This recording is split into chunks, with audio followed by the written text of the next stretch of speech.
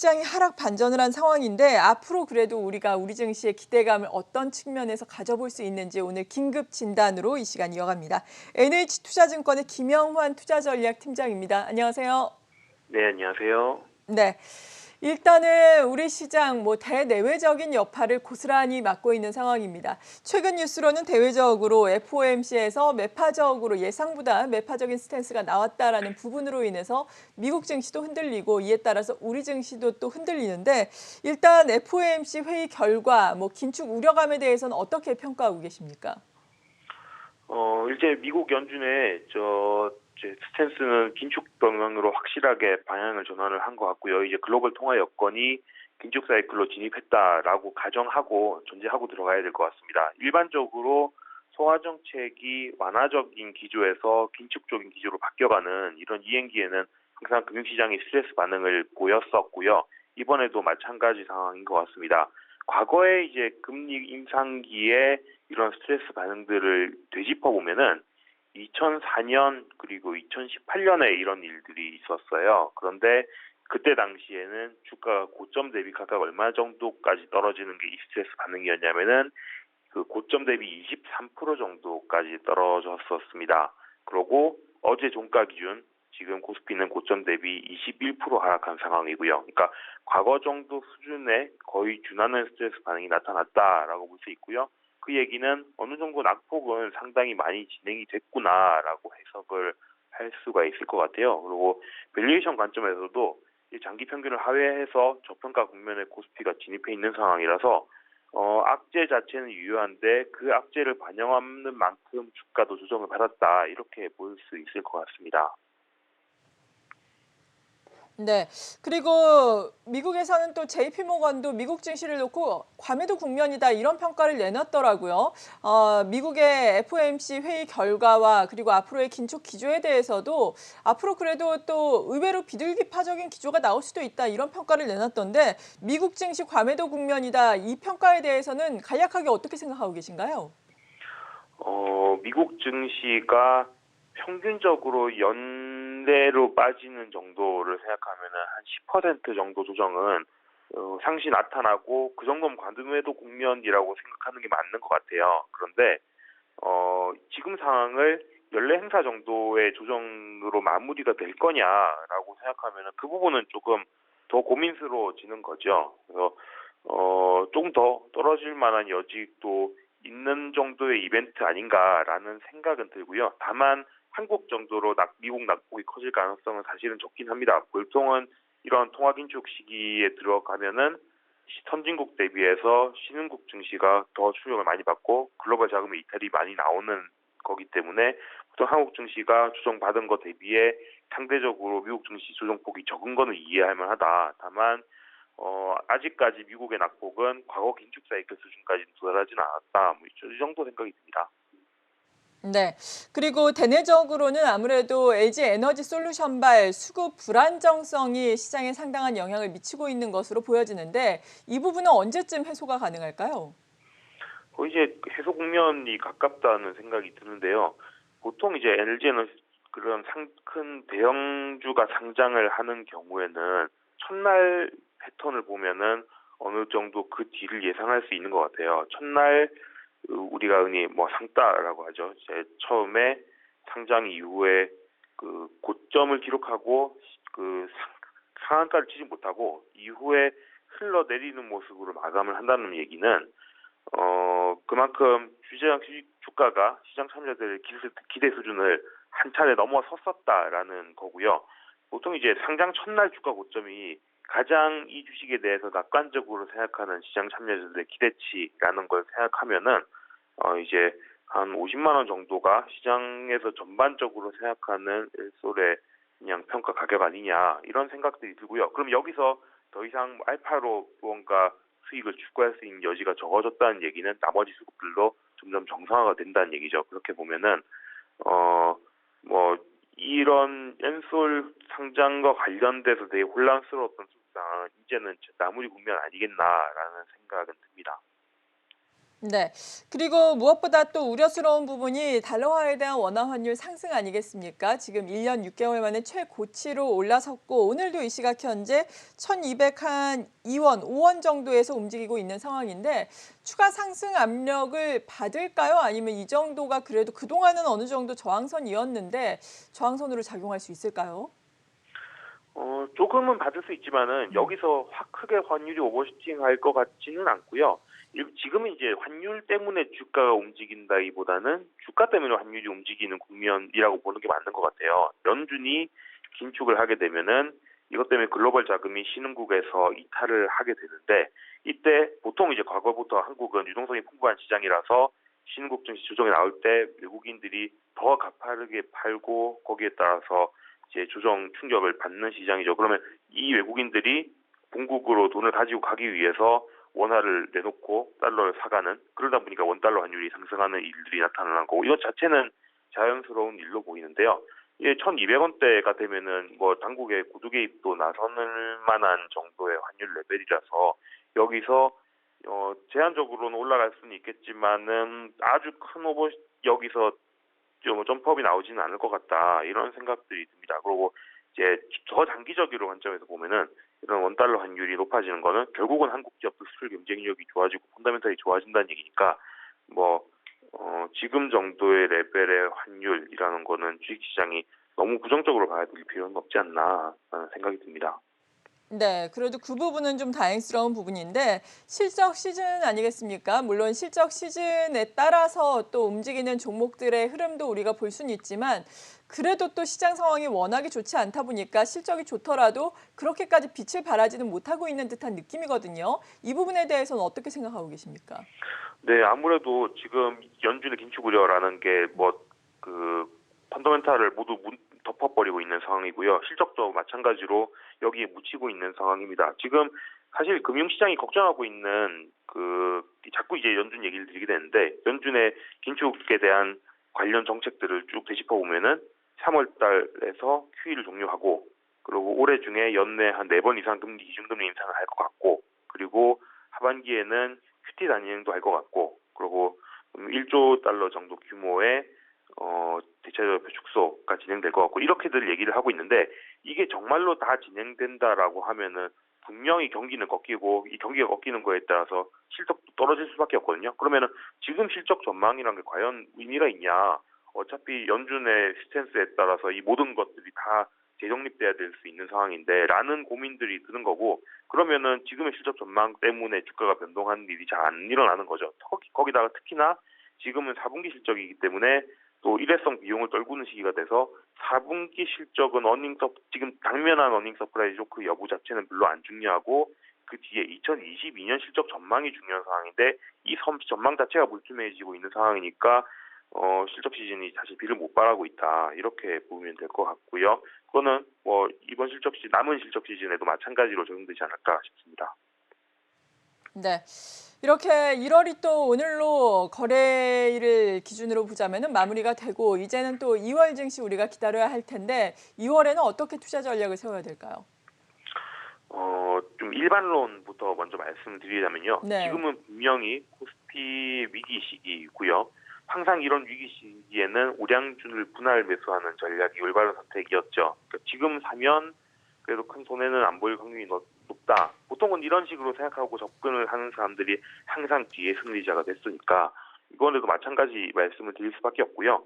그리고 다만 이제 정확한 저점의 날짜나 레벨을 예상하는 건 사실은 가능하지 않죠. 항상 가능하지 않았죠.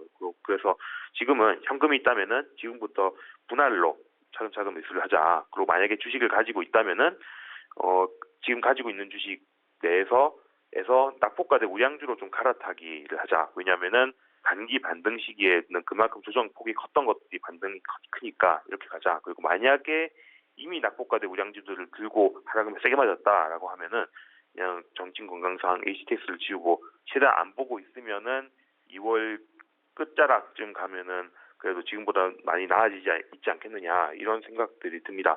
그리고 그거를 좀 원론적인 얘기를 드렸는데 조금 더 현시황 관점에서 말씀드리면은 결국은 연준의 결자 해지가 필요한 상황이에요. 그러니까 연준이 지금 막 던지고 있는 정책들은 분명히 이걸 다 실행했을 때는 경기 침체를 가져올 수 있는 요인인데 연준도 사실은 경기 침체를 들려봐지는 않고 있거든요. 그렇기 때문에 결국은 연준이 뭔가 지금 언급하고 있는 수단들에 대해서 좀 회수하는 이런 입장 변화를 보여야 돼요. 그런데 그래야 이제 정말 주가가 국면 전환을 해서 다시 올라갈 수 있는데 연준이 이런 입장 변화를 가지려면은 뭔가 명분이 필요하거든요. 그 명분을 생각해 보면은 첫 번째는 연준이 지금 걱정하고 있는 물가가 안정이 되거나 아니면은 실업률이 치솟으면서 벌써 이런 정책 변화가 경기를 꺾어 놓는구나. 아니면 세 번째는 과거 이제 금융위기 같은 때 항상 나오던 건데 금융시장의 충격이 실물시장으로 전이돼서 금융시장을 이대로 내버려두면 안 됐겠다 이런 생각들이 드는 이 셋 중 하나의 상황은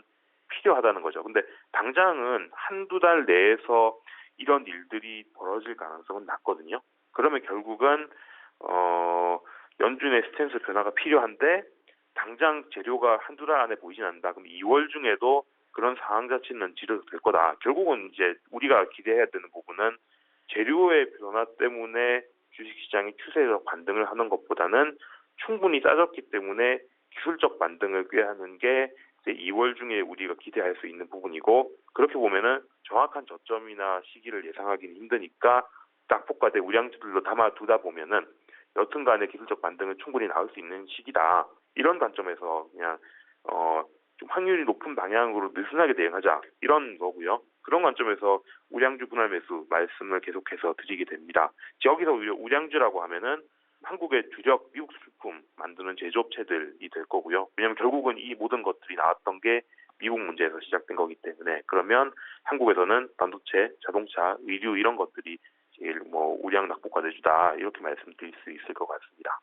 네, 그러니까 시장의 방향성이 급격하게 변화하는 걸 기대하면서 전략을 세우기보다는 그냥 서서히 낙폭과대 우량주, 반도체, 자동차, 의류와 관련된 종목들 모아가는 전략이 필요하다라는 말씀이었습니다. NH투자증권의 김영환 투자전략팀장이었습니다. 고맙습니다. 네, 감사합니다. 네, 계속해서 오전장 라스트 찬스로 이 시간 이어가겠습니다. 오늘 이 시간 이베스트 투자증권 디지털 사업부의 염승환 이사 그리고 박소영 캐스터와 함께합니다. 어서 오세요. 네, 일단은 시장 상황과 관련해서 앞서서도 도움 말씀을 들어봤지만 염승환 이사님의 뷰도 궁금한데요. 1월 참 힘들었습니다. 2월도 또 비슷할까요? 네, 그러니까 많은 분들이 사실 언제 V자 반등 나오냐 네. 이 얘기들 하시는데 참 쉽지가 않은 것 같아요. 이게 수급도 꼬여 있고 그다음에 이게 우리나라 기업들이 지금 최근에 4분기 실적 보니까 너무 안 좋더라고요. 다들 이렇게 생각보다 비용 부담이 큰 것 같아요. 이게 물류난도 있고 이러다 보니까 거기에 인건비까지 지금 최근에 올라가는 네. 모습들이 나와서 기업들의 이익이 좀 계속 안 좋은 상황에서 거기에 또 금리까지 계속 이제 올린다는 사실 미국이 금리 올린 것도 아닌데 이제 그런 시그널이 나오다 보니까 증시가 이제 선반영하면서 굉장히 불안정하고 사실 오늘은 기술적으로 올라도 전혀 이상할 게 없는 상황이긴 한데 오늘 또 옆 나라 일본은 좀 니케이는 또 반등을 하고 있어요. 근데 이제 오늘 국내 증시가 또 약한 이유는 아무래도 또 LG 에너지 솔루션이 오늘 이제 지수에 오늘 편입이 네. 되거든요. 그래서 이게 시가총액 비중으로는 한 5에서 6% 정도 차지를 하다 보니까 이 기업이 오늘 한 7% 이상 지금 급락하고 있잖아요. 그런데 그 영향도 이제 우리나라 주가 지수에 조금 영향을 일부 좀 주고 있다. 이렇게 보시면 좋을 것 같습니다. 그래서 오늘 하이닉스가 좋은 실적 발표하고 그다음 반도체주들 좀 잘 버티고 기관들이 저가에 어제는 사실은 LG 에너지 솔루션 산 거 제외하면은 대량 매도했거든요. 그렇죠. 근데 오늘은 전기전자라서 여기에 이제 포함이 돼 있으니까 정확히 이게 LG 에너지 솔루션이라고 제가 확답은 못하지만 전기전자로 오늘 기관 투자들이 1,200억 정도 사고 있는데 전체 시장을 1,800억 사고 있어요. 그러면 전기전자 제외하고도 600억을 더 사는 거잖아요. 그러니까 네. 어제랑은 달라요. 어제는 엔솔 위주로만 사고 다른 업종은 다 순매도였어요. 그러니까 확실히 기관들의 매도도 좀 이제 진정은 되고 있다. 다른 업종, 그러니까 엔솔을 사기 위해서 다른 걸 팔고 이거는 조금 완화는 된 것 같은데 여전히 외국인들의 LG 에너지 솔루션이나 2차 전지 쪽에 대한 대규모 매도가 지속적으로 좀 출회되면서 오늘 국내 증시가 여전히 좀 밑에서 지금 2,600도 한번 깨졌잖아요. 그래서 네. 상당히 좀 어려운 구간인데 이제 현실적으로 이제 중요한 거는 사실 여기서 언제 반등하냐 그거를 우리가 명확하게 알기는 좀 어려운 상황인데 다만 이제 우리가 너무 여기서 이 상황에서 부정적인 것만 보면 사실 한도 끝도 없어요. 근데 그거 말고 좀 긍정도 한번 찾아보자는 거죠. 그러니까 이게 언젠가는 저는 시장에 반영이 된다고 보는데 일단 어쨌든 지금 다음 주부터 동계올림픽 들어가잖아요, 중국이.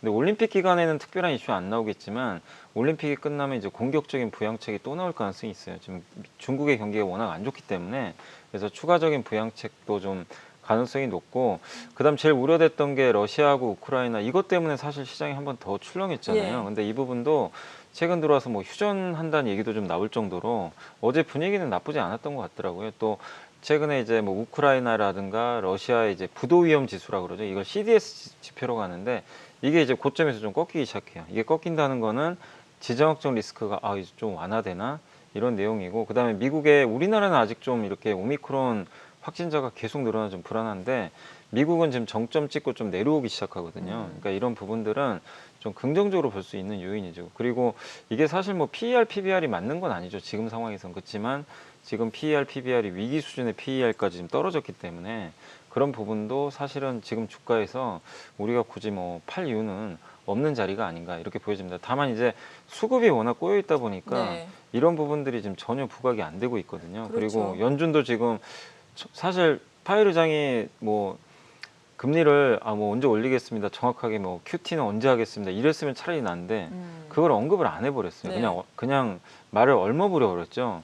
그러다 보니까 이게 3월까지 불확실성이 크다 보니까 사람들이 아직도 좀 불안해하는 것 같습니다. 그러나 그런 것까지 시장이 좀 어느 정도는 충분히 반영이 됐고 LG 엔솔이 어쨌든 상장함으로 인해서 수급적인 부담은 우리가 어느 정도 알고는 있었잖아요. 근데 생각보다 어제 좀 크게 나왔는데 어제 증시가 거의 100포인트 빠진 것도 그 부분 때문인데 이제 점점 오늘 아까 수급 말씀드린 대로 조금씩은 그런 수급적인 부분도 이제 완화가 되고 있거든요. 특히 기관 투자 쪽에서 그런 걸 봤을 때 지금 여기서 뭐 너무 현금화보다는 일단은 좀 반등을 한번 기다리는 그런 좀 구간이 좀 되지 않을까라고 좀 생각을 하고 있습니다. 네, 뭐 대외적인 이슈는 차치하고라도 우리나라의 수급을 또 엉키게 만드는 여러 가지 요인들이 있습니다. 지금 말씀해 주신 LG 에너지 솔루션의 상장이라든지 네. 또 환율 상승에 따른 외국인의 순매도 그리고 또 개인들 측면에서 보자는 반대 매매 물량도 들 수가 있을 텐데 네. 일단 에너지 솔루션만 놓고 보자면은 LG 에너지 솔루션 뭐 지수에 이렇게 편입되면서 ETF라든지 펀드를 추종하는 자금들의 수급 문제가 있잖아요. 네.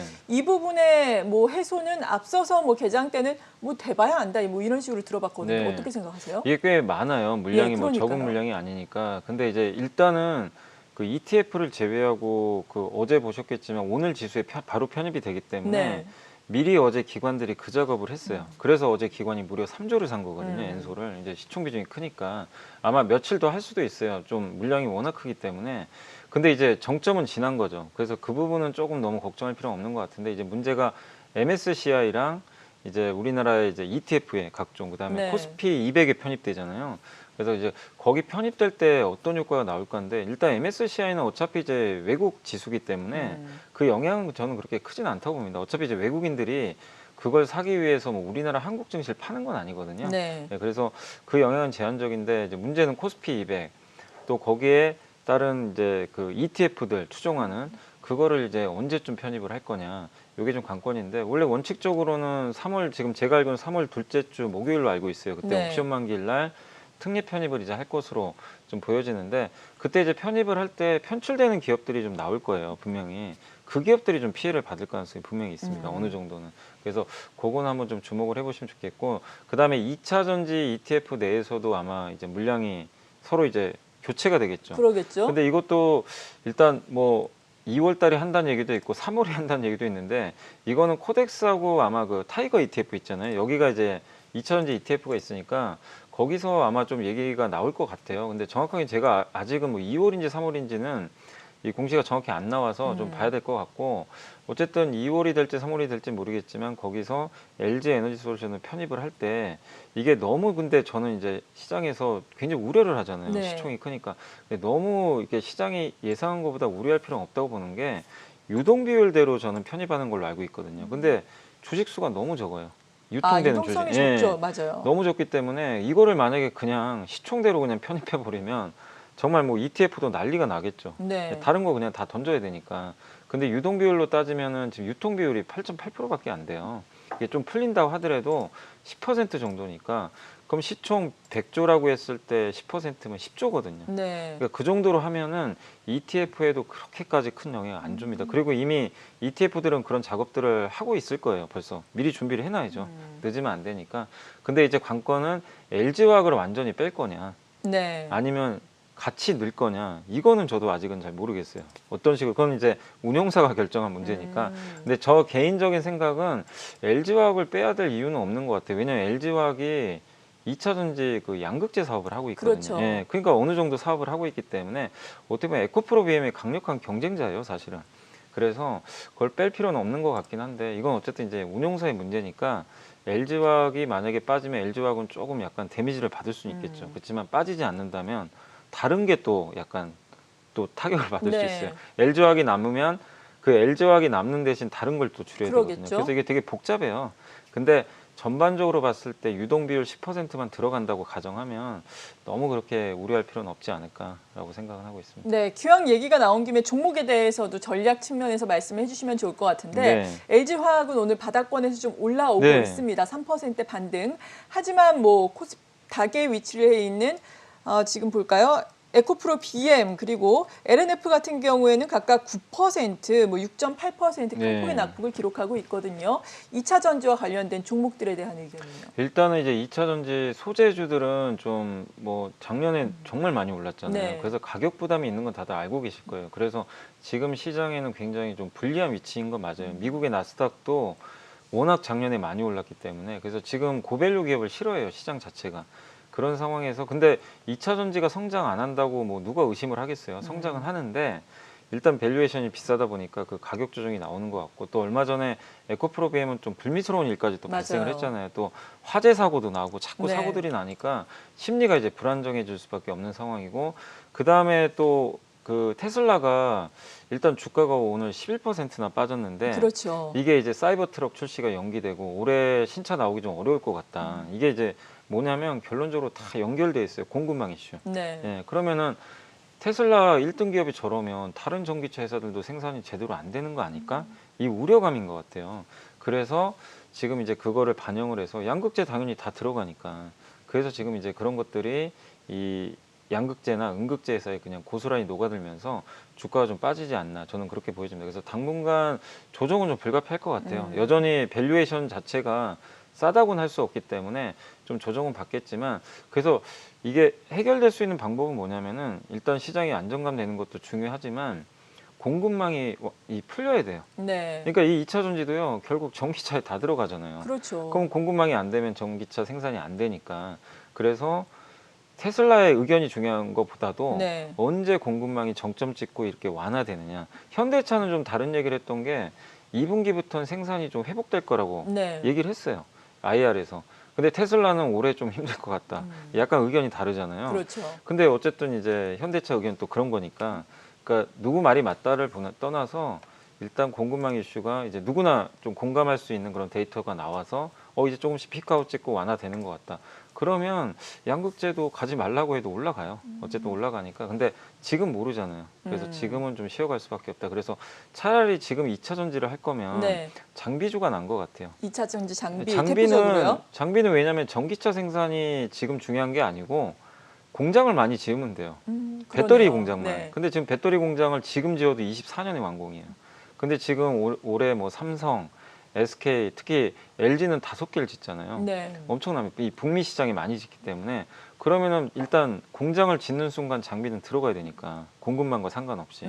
그래서 현재는 좀 장비주가 조금 더 대안주가 될 수 있다, 저는 그렇게 봅니다. 장비주 내에서 탑픽은요? 장비주도 여러 가지가 좀 있는데, 뭐 많은 분들이 요새 뭐 그러니까 LG와 관련된 기업에서는 역시 뭐 그 에이프로 같은 기업도, 아니면 하나기술 이런 네. 기업들도 좀 괜찮은 것 같고, 사실 제가 좀 제일 좋게 보는 기업은 그 대보마그네틱인데, 지금은 좀 사지는 마셔야 되는 게 너무 많이 올랐더라고요, 주가가. 예. 근데 뭐 그만큼 이제 대장주죠. 그래서 그거는 조금 기다렸다 사보시고, 아니면 또 엠플러스 같은 기업들도 있고. 그래서 장비주들은 사실 작년 내내 못 갔어요, 주가가. 맞아요. 정말 아직 부러졌어요. 거의 반토막 날 정도로. 그래서 올해 지금 최근에 다시 좀 빠지고 있거든요. 그래서 그런 거 이용해서 소재보다는 지금은 좀 장비 쪽에 일단은 단기적으로는 집중하는 게 더 낫다 이렇게 보고 있습니다. 네, 우리가 LG 에너지 솔루션의 수급 리밸런싱과 관련해서 이야기를 하다가 2차 전지주까지 쭉 다뤄봤는데 다시 한번 수급에 대해서 돌아가서 이야기를 하자면은 지금 또 불안한 것이 환율 오르니까 외국인 너무 많이 파는 것 아닌가, 그리고 개인의 반대 매매 물량 어제 많이 나왔었는데 추가적으로 더 나올 것인가, 이 부분 아니겠습니까? 네. 제가 얼마 전에 또 다른 데 출연하셔서 말씀하시는 걸 들어보니까 외국인의 매물과 관련해서도 개인 투자자의 반대 매매 물량과 엮여 있을 수 있다, 그거는 이런 말씀을 예. 하시더라고요. 그게 뭐냐면 이제 CFD라고 있어요. 예. 차익 결제 계좌라고 이제 보통 아마 그거는 아무나 할 수는 없고 전문 투자자로 하면 등록이 되셔야 될 거예요. 그러니까 금액이 좀 되셔야 되는 걸로 알고 네. 있는데 그게 보통 이제 증권사랑 계약을 맺어요. 그래서 자기가 1억 원어치 주문을 그러니까 내 돈이 1억 원 있잖아요. 그럼 삼성전자 원래는 1억만 사야 되잖아요.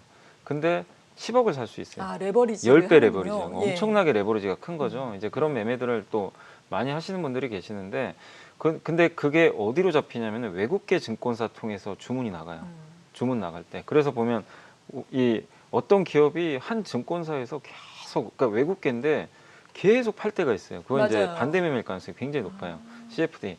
그러니까 근데 이게 진짜 외국인인지 검은머리인지 우리가 알 수가 없잖아요. 그렇죠. 왜냐면 그런 데이터 안 나오니까 네. 증권사만 알 수 있겠죠. 그래서 근데 어느 정도 분명히 섞여 있거든요. 근데 이게 10배 레버리지면 주가가 진짜 10%만 빠져도 어떻게 되겠어요? 원금이 다 없어져 버려요. 네. 그럼 반대 매매 나가야 되거든요. 근데 지금 증시가 얼마나 많이 빠졌습니까? 그렇죠. 그러니까 장중에 CFD 계좌도 보통 제가 알고는 11시 이후에 반대 매매 나오는 걸로 알거든요. 그러니까 나오게 돼요. 근데 그게 외국인하고 섞이니까 정확히 알 수는 없지만 저는 어느 정도 좀 차지하고 있다고 저도 보고 있거든요. 그래서 그 매물이 계속 좀 부담이 될 수밖에 없어요. 근데 반대로 네. 시장이 좋을 때는 또 반대 효과가 나요. 그러겠네요. 예, 오히려 이제 어떻게 보면 신용으로 막 사는 거니까. 네. 그래서 이제 장이 좋을 땐 더 가게 만들고 시장이 안 좋으면 이제 더 부러지게 만드는. 그러니까 그거는 사실 근데 수급적인 거니까 펀더멘트가 상관없으니까 너무 여러분들이 그런 거는 걱정하실 필요는 저는 없다. 다만 이제 그런 충격이 좀 하락장이 더 나올 수 있다는 정도 이렇게 생각하시면 좋겠고, 그리고 오늘하고 어제 외국인이 파는 거는 사실 그거보다는 LG 에너지 솔루션 같아요. 네. LG 에너지 솔루션 지금 공모주 받은 외국인도 꽤 물량이 되기 때문에 어제도 많이 팔았고 앞으로도 조금 남은 것 같아요. 그래서 그런 물량이 좀 며칠간 소화가 될 겁니다. 그래서 그 과정이 있다 이렇게 보시고, 개인들의 수급 상황을 봤을 때는 요새 뭐 신용, 뭐 반대 매매 우려도 좀 많이 나오는 상황인데, 저는 이제 어쨌든 이제 증시가 많이 빠졌기 때문에 우려는 되긴 하지만 지금 우리나라 다행이라고 해야 될 건 뭐냐면은 예탁금이 지금 그래도 높아요. 제가 어제 확인해 봤거든요. 71조 원 정도. 네. 예. 그러니까 물론 LG엔솔 그것 때문에 청약 증거금이 들어와서 아직 안 빠지고 있겠죠? 아직 사람들이 이게 주식을 살까 지금 뺄까 고민하고 계신 것 같아요, 솔직히. 네. 근데 그게 빠질 수도 있고 안 빠질 수도 있는데 일단 아직은 갖고 계시더라고요. 근데 70조가 만약에 뭐 아니면 65조 이상만 유지가 되더라도 어느 정도 금액이 남아 있는 거니까 시장을 떠나지 않는 거잖아요. 그러니까 제일 걱정되는 게 예탁금이 진짜 50조 밑으로 확 빠져가지고 네. 그러면 이제 사실 이제 동학개미 이건 그 운동이 끝나버리는 거죠. 어떻게 보면 이제 옛날로 돌아가는 거예요. 예. 그래서 다행스럽게도 개인들의 이탈은 아직 안 나왔기 때문에 어떻게든 저는 그런 점은 되게 좀 고마워요. 사실 개인 투자분들이 사실은 이런 시장 정말 막 욕 나오잖아요. 많은 분들이 또 이게 여러분이 잘못해서 빠진 게 아니라 여러 환경들이 또 너무 안 좋았어요. 뭐 그렇죠. LG엔솔 상장이라든가 또 물적 분할 이슈라든가 그런 게 커가지고 다치신 분들이 많아서 여러분들 잘못은 아닌데, 근데 어쨌든 그런 게 실망해서 또 떠나신 분들도 분명히 계시는데 다행스럽게도 어쨌든 시장을 그래도 한번 좀 믿고 좀 버텨주시는 것 같아서 일단 그 점은 좀 다행입니다. 그래서 개인의 수급은 아직은 좀 걱정은 하지 말자. 네. 이렇게 보고 있습니다. 그리고 앞서서 뭐 러시아 우크라이나의 분위기도 그래도 약간은 좀 나아지고 있고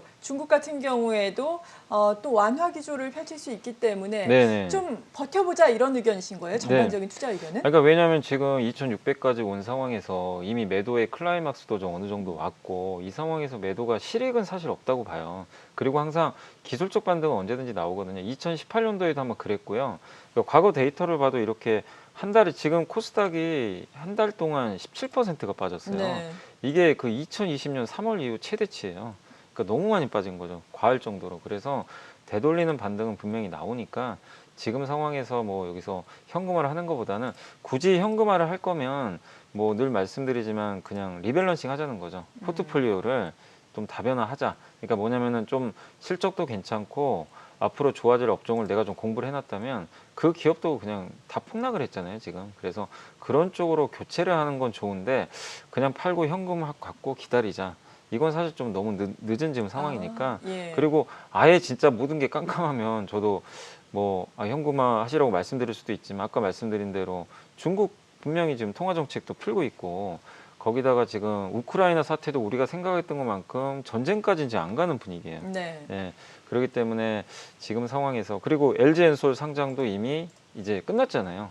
그래서 수급 변수도 완화될 거고 그리고 현대 엔지니어링이 그러니까 이번 주죠. 그러니까 공모주청은 다음 주로 알고 있는데 IPO가 그러니까 이거는 뭐 증시에는 좀 희소식이라고 좀 봐야 될지 모르겠지만 수급에는 긍정적이죠.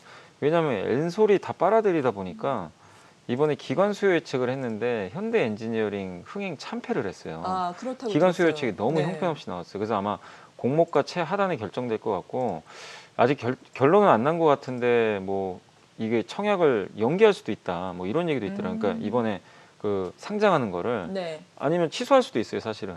예. 그래서 만약에 그렇게 된다면 이거는 시장에는 긍정적이에요.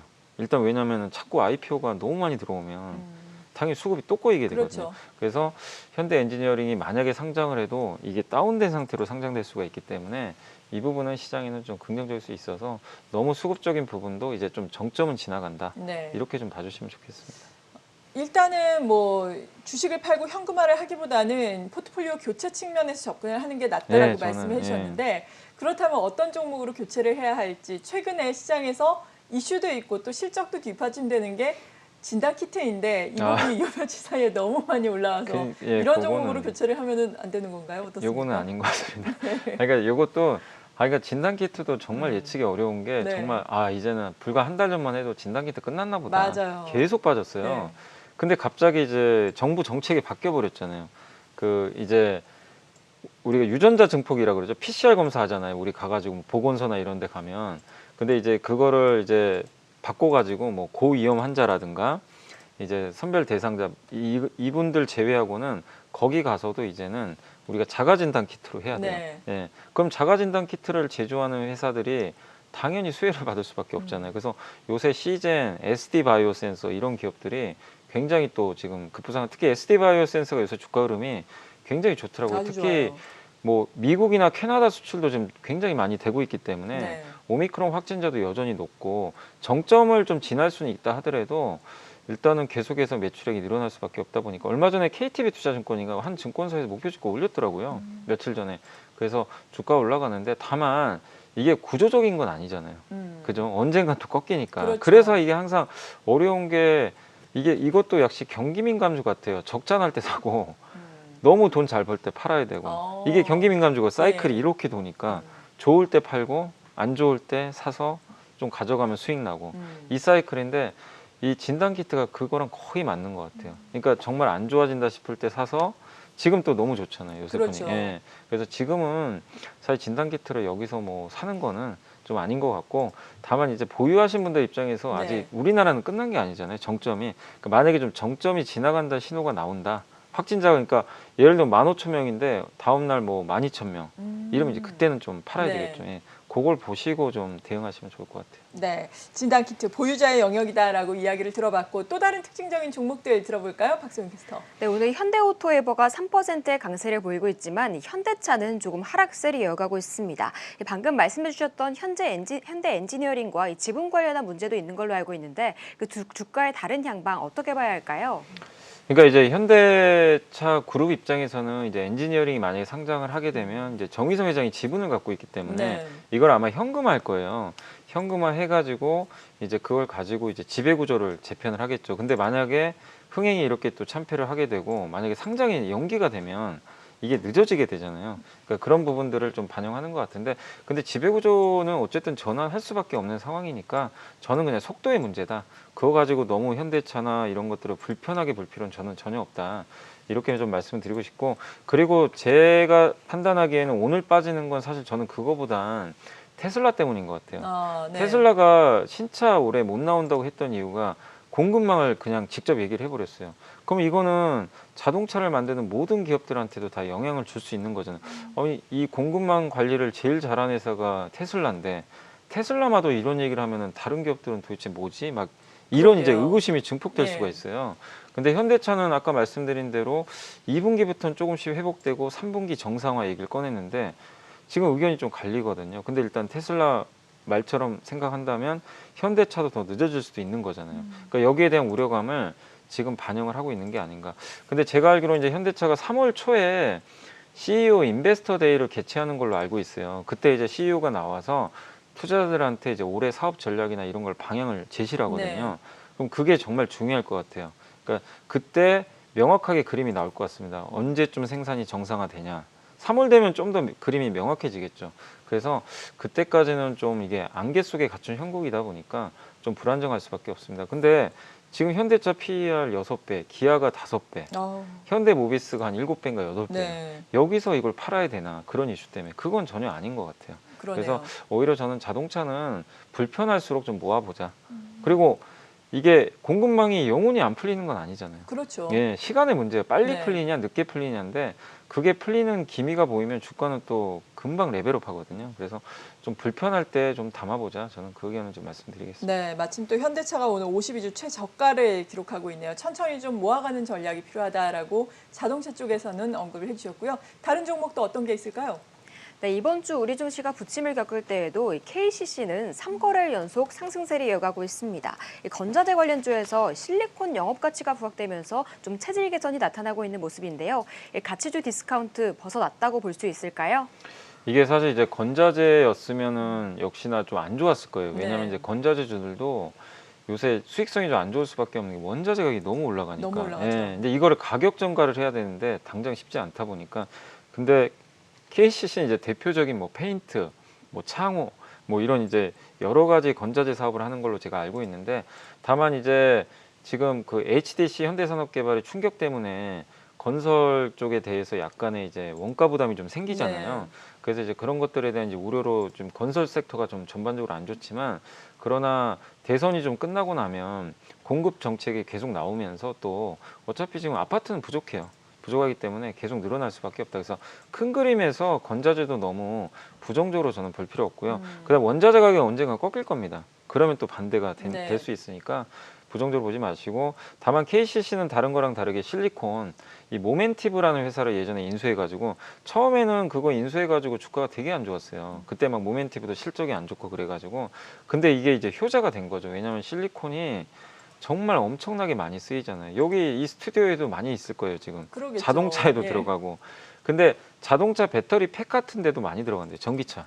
그러니까 한마디로 실리콘은 안 쓰이는 데가 없어요. 근데 이게 친환경 쪽으로도 많이 들어가니까 수혜를 받을 수밖에 없는 것 같아요. 그래서 KCC는 제가 봤을 땐 그 모멘티브 인수가 지금에 와서 좀 느끼는 건데 정말 좀 신의 한 수였다, 지금 보면. 그래서 그 모멘텀을 받아서 계속 반등을 하는데 다만 본업인 건자재도 살아나야 돼요. 네. 그래야 레벨업을 할 수가 있습니다. 그래서 지금은 뭐 주가는 굉장히 견조하지만 레벨업까지는 좀 시간은 필요하다. 그래서 지금은 그냥 박스권 흐름 정도로 보시되 어쨌든 KCC 갖고 계신 분들은 그나마 좀 이번 급락장을 피하셨으니까 맞아요. 조금 편하게 들고 가시면 좋을 것 같아요. 네, 말씀하신 지금 건자재라든지 또 건설 쪽이 HTC 현대산업개발의 악재를 맞으면서 완전 부러졌잖아요.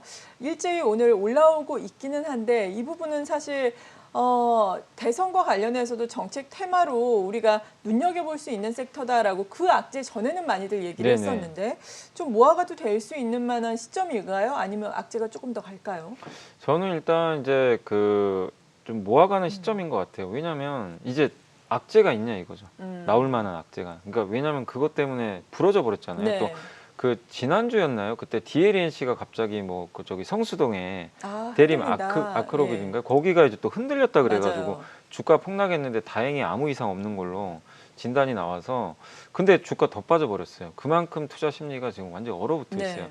거기에 시장 무너지니까 그래서 DLNC가 뭐 PER이 지금 3배 지금 GS건설도 그렇고 모든 건설사들이 돈은 버는데 이게 너무 PER이 낮아졌어요. 그러니까 아무도 기대를 안 하는 거죠. 근데 더 이상의 뭐 사고만 없다면 지금 건설주에 대해서는 이걸 부정적으로 볼 게 아니라 어떻게 보면 또 전화위복에 또 기회가 될 수도 있는 거거든요. 또 안전진단도 강화하고 그리고 이 비용 부담이 그렇게 생각보다 아주 크진 않아요. 사실은 그렇기 때문에 건설업종에 대해서는 지금 이 올해 1월을 좀 저점으로 해서는 조금씩 이제 완만하게 반등하는 움직임이 나올 것 같습니다. 그리고 부담이 없잖아요. 지금 시장이 좋아하는 게 네. 일단 싼 걸 좋아해요. 싸면서 더 이상 나쁠 거 없는 거. 그런 걸 찾는데 그 대안주가 또 건설주가 될 수 있고 그렇다고 성장을 못할 게 아니라 우리나라에선 분명히 주택 공급 앞으로 계속 늘릴 거고 그렇죠. 해외도 수주가 잘 되는 게 지금 요즘에 중동 국가들이 돈을 많이 벌었어요. 국제유가 올라가니까. 그럼 뭐를 하냐면 플랜트나 수소라든가 이런 이제 새로운 프로젝트를 많이 개발을 해요. 그러겠죠. 러시아도 이번에 DLNC에 그 수주 하나 줬잖아요. 그게 왜 그랬어요? 러시아도 천연가스 가격 올라가니까 돈이 생겨요. 그럼 공장을 많이 짓습니다. 그거를 주로 하는 회사가 바로 우리 한국의 대표적인 대형 건설사가 하고 있거든요. 그래서 국내 해외 다 모멘텀 살아 있으니까 저는 대형 건설사 지금 이렇게 버려질 때 좀 모으는 건 되게 좋다 이렇게 생각을 합니다. 네. 그리고 이 밖에도 오늘 특이한 움직임이 보이고 있는 종목들 어떤 것들이 있나요? 네, 현재 CJ 프레시웨이가 4% 오르면서 가장 두드러진 상승을 보이고 있고 이렇게 음식료 관련주들이 전반적으로 빨간불을 켜내고 있습니다. 원자재 가격 상승분을 소비자 가격에 전가하면서 음식료주들 좀 실적이 나아질 것이란 전망이 나오고 있는데요. 음식료주 중 탑픽은 어떤 종목을 보는 게 좋을까요? 음식료는 현재 탑픽은 이제 농심이 가장 좋은 것 네. 같아요. 왜냐하면 이제 라면 수출이 좋죠. 너무 잘 네. 되고 있어가지고 생각 이상으로 이게 또 약간 그 오징어 게임 효과도 일부 있었던 것 같아요. 네. 그러니까 미국으로 수출이 굉장히 잘 되고 있다고 합니다. 그래서 라면 쪽 관련된 기업들 좋아 보이고 특히 이제 농심이 절치부심했죠 그동안. 사실 그 미국 쪽에 진출해서 성과가 그렇게 많이 나오진 않았는데 이제 드디어 수출액도 좀 크게 늘고 있어서 농심도 좀 괜찮아 보이고 다만 이제 농심은 좀 최근에 주가 좀 올랐잖아요. 그래서 좀 빠진 기업 중에서 좀 찾아본다면은 저는 좀 오리온 같은 기업들. 오리온이 그래도 러시아 쪽에서 지금 계속해서 지금 수출도 잘 되고 있고 또 베트남도 지금 경제가 성장하고 있기 때문에 그쪽에서 모멘텀을 받을 것 같은데 주가 진짜 많이 풀어졌어요. 그래서 그리고 음식료를 좋게 보는 건 가격 증가가 가능한데 네. 농산물 가격은 아마 올해 기후 변화만 없으면 좀 작년보다는 완만하게 내려갈 가능성이 있어요. 그럼 가격이 떨어지는 농산물 가격 떨어지는데 제품가는 올렸단 말이에요. 그럼 마진은 벌어지겠죠. 그래서 저는 지금 한번 CJ 제일제당이나 아니면 오리온도 괜찮고 가장 저평가된 회사는 대상 같아요. 아, 네. 대상은 정말 싸더라고. 이번에 청정원 가격도 올렸거든요. 그래서 그런 것들이 점차 이제 실적에 반영이 되니까 아까 건설주랑 비슷합니다. 좀 잃을 게 없는 가격들이니까 한번 관심 갖는 거 좋다라고 생각합니다. 네. 이어서 지금 나오고 있는 속보 알아보도록 하죠. 포스코가 지주사 전환을 확정 지었다고 합니다. 자세한 내용 알아봅니다.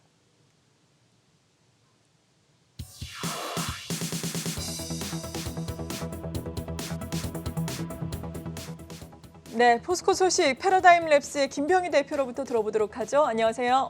네, 안녕하세요. 네, 자세한 내용 전해주시죠. 네, 오늘 그 포스코 그룹의 주주들의 압도적인 지지로 지주사 전환을 위한 임시 주총이 통과되면서 지주사 전환에 본격적으로 성공했다고 합니다. 철강사라는 꼬리표를 떼고 2차 전지, 수소 등 친환경 소재 메이커로 거듭난다는 계획을 밝히고 있습니다. 분할 기일은 오늘 3월 1일이고 등기를 거쳐서 이튿날 지주사 체제가 본격 출범한다고 합니다. 이렇게 포스코 그룹이 지주사 전환을 하는 궁극적인 이유는 2차 전지, 수소 등 사업 영역 확대는 물론 제대로 된 기업 가치를 평가받기 위한 전략으로 좀 판단이 됩니다. 가격적으로 본다면 작년 5월에 41만 3천 원을 찍고 계속 주가가 하락하는 모습을 보이고 있고 최근 단기적인 쌍바닥 구간에 좀 있다고 판단이 됩니다. 이런 지주사 전환으로 인해서 모멘텀이 돼서 주가가 어느 정도 바닥을 찍고 한 단계 레벨업 할 수 있는 그런 계기가 될 것으로 저는 판단하고 있습니다. 이상입니다. 네, 잘 들었습니다. 물적 분할을 한다라는 소식인데 주가에 미치는 영향은 어떨까요? 이미 어제 좀 반영을 했고요. 한 것 같고 사실 좀 국민연금이 찬성한다고 얘기가 나오면서 네. 이미 어느 정도 좀 확정이 되지 않았나 이렇게 보여지고 저는 좀 개인적으로 사실 제 개인 생각입니다. 굳이 왜 물적 분할을 할 이유가 있나. 왜냐하면 그러게요. 물적 분할을 안 해도 어차피 그 밑에 다 거느리고 있었거든요. 실질적인 지주회사 역할을 하고 있는데 이게 왜냐면은 투자분들은 뒤통수 맞을까 봐 불안한 거예요. 네, 이게 LG 상장은 안 한다고 그렇죠. 하지만 예. 또 정관 바꿔버릴 수도 있는 거니까. 그래서 저도 이제 바라는 건 포스코가 어쨌든 약속을 했으니까 국민 주식 아닙니까? 사실은 어떻게 보면 특정 최대 주주가 없어요. 그렇기 때문에 꼭 그 약속 지키면서 상장만 안 한다면 사실 분할해서 상장만 안 하면 기업 가치엔 큰 변화는 없어요, 사실은.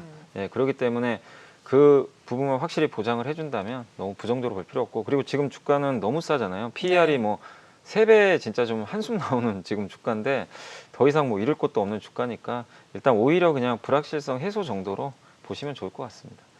네, 오전장 라스트 찬스는 여기까지고요. 이어서 공략주 알아봅니다. 박소영 캐스터 고맙습니다.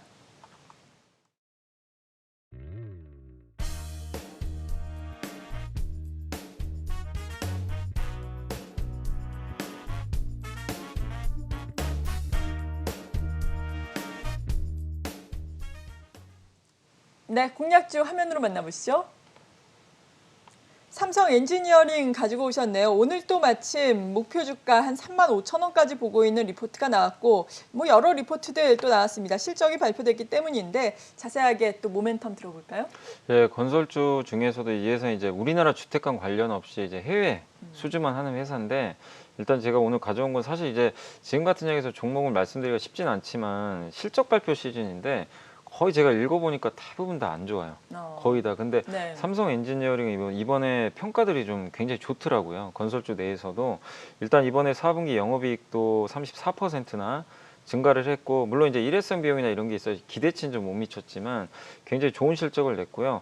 올해도 성장을 합니다. 작년에 그렇게 성장을 했는데 올해 또 두 자릿수 이상 16% 성장을 할 것으로 보이지고, 그 다음에 아까 말씀드린 대로 지금 신흥국들이나 저 중동 지방에서 굉장히 좀 수주들이 많이 늘어나고 있어요. 이번에 멕시코, 또 알제리, 사우디, 말레이시아 같은 데서 수주 프로젝트가 좀 계속 늘어나고 있어서 긍정적이라는 좀 평가들이 계속 좀 나오고 있고, 이 회사가 이제 화공 플랜트라고 석유화학 공장을 주로 만들어주는 회사예요. 네. 뭐 정유 공장, 석유화학 공장 이런 것들을 중동에 뭐 특히 사우디에 많이 이제 건설을 해주는 회사 중에 하나인데, 그거 말고 이제 비화공 쪽은 이제 뭐냐면은 뭐 거기에 뭐 건물을 지을 수도 있고, 아니면은 보통 삼성의 또 주요 뭐 반도체 공장 같은 것도 엔지니어링 좀 건설을 해주거든요. 물산이나 이런 기업들이. 그런 쪽도 분명히 있을 수 있고, 또 사우디가 이번에 수소 프로젝트도 한번 발표를 했잖아요. 네. 거기에 수소 플랜트 같은 거 건설할 때 이 수소 쪽에 또 강점 있는 회사 중에 하나가 삼성 엔지니어링입니다. 친환경 사업을 지금 하고 있어요. 그 다음에 이산화탄소 배출, 뭐 그러니까 포집, 뭐 CCUS라고 많이 들어보셨을 텐데, 공장에서 이산화탄소 배출이 많으면 그걸 포집하는 장치들이 있어요. 탄소 배출 줄여야 되니까. 네. 그런 것들도 이 회사가 지금 사업을 영위를 하고 있거든요.